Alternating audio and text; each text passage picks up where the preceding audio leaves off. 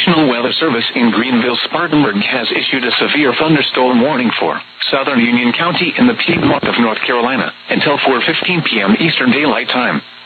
At 3:18 p.m. Eastern Daylight Time, a severe thunderstorm was located 7 miles north of Lancaster, or near Andrew Jackson State Park, moving east at 15 miles per hour.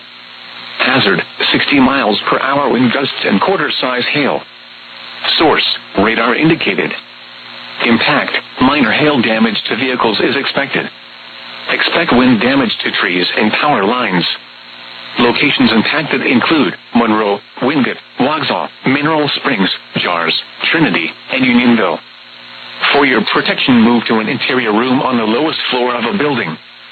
Please report damaging winds, hail, or flooding to the National Weather Service by calling toll-free 1-800-267-8101 or by posting on our Facebook page or post it to X using hashtag NWSGSP.